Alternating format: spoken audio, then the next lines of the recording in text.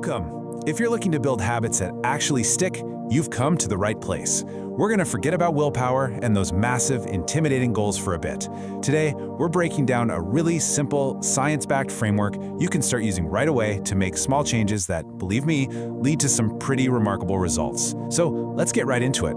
So let's kick things off with this really powerful idea. If you can get just 1% better at something each day for a whole year, you'll end up 37 times better by the end of it. It's wild, right? It might not feel like much from day to day, but over the long haul, that impact is just undeniable. And this quote from James Clear just nails it.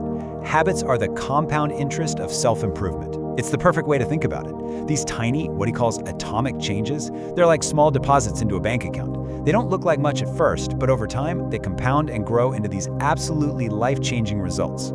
Now, if you've ever struggled to stick with a habit, this is so important to hear. The problem isn't you, it's your system.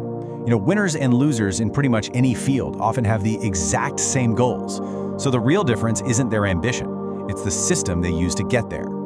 It's a total game changer when you stop focusing on that finish line and start building a better path to actually get there. Okay, so this brings us to our first huge shift in thinking. We need to focus on our identity, not on our goals.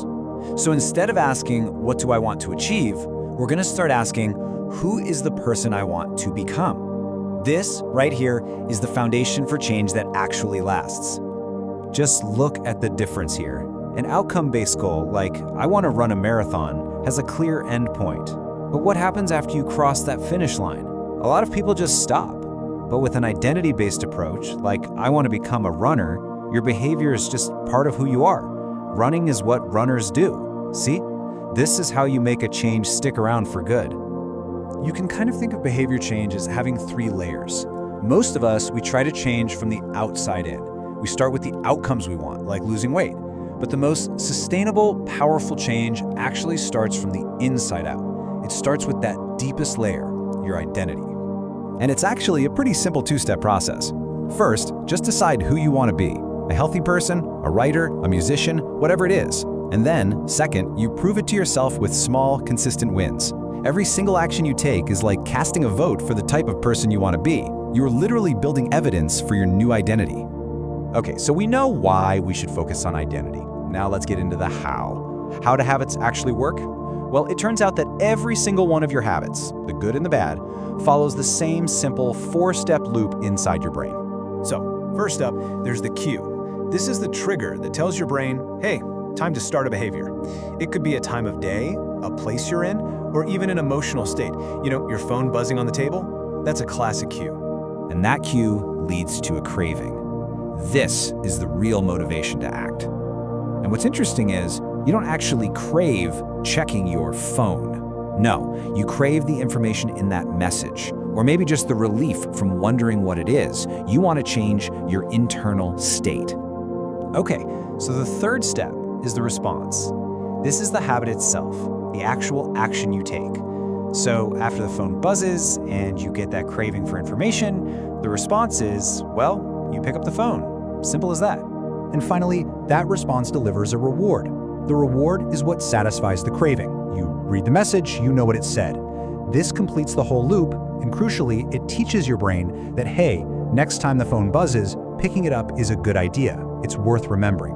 So now that we understand this loop, we can actually start to engineer it. And this gives us this amazing practical framework, the 4 laws of behavior change.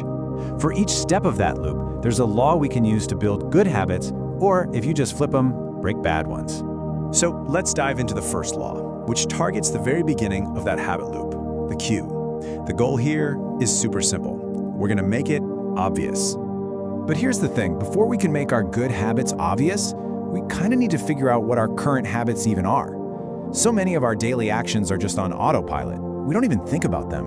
So the very first step is just to notice. And a really easy but powerful way to do this is with a habit scorecard. Seriously, just make a list of your daily actions and mark them. Put a plus next to the good ones, a minus next to the bad ones, and an equal sign for the neutral stuff. You don't have to change anything yet.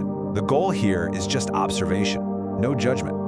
Okay, now here's where it gets really practical. Environment design is always more reliable than willpower. So instead of trying to resist temptation, just redesign your space to make the good cues impossible to miss. You want to eat more fruit? Put a fruit bowl on the counter. You want to play more guitar? Don't hide it in a case. Put it on a stand right in the middle of your living room. All right, now for what might be one of the most powerful strategies out there for beating procrastination. We're going to jump to the third law. Make it easy. This is all about getting rid of that friction that stops us from getting started. And the secret weapon here is the 2-minute rule. It's so simple. When you start a new habit, it should take less than 2 minutes to do. Why? Because anyone can do something for 2 minutes. It lowers the barrier to entry so much that it feels kind of silly to say no. And this is exactly what it looks like in practice. You take that big, audacious goal and you shrink it down into a tiny gateway habit. The goal isn't to read 30 books this year.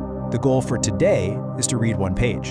You're not trying to run a marathon. You're just putting on your running shoes. That's it. You're making that first step so easy, it's basically impossible not to do it. Look, the point here isn't to just do 1 page forever. The point is to master the art of showing up. That's the real win. Because a habit has to be established before it can ever be improved. You've got to standardize the behavior before you can start to optimize it. And this quote right here, this really captures the main takeaway from all of this. It's not about having more willpower or setting bigger goals. It's about designing a better system for yourself, one small, totally manageable step at a time. So, I guess the question I want to leave you with is this. What's the first tiny 2-minute step you can take today? What's that one little thing you can do to start building the system for the person you want to become?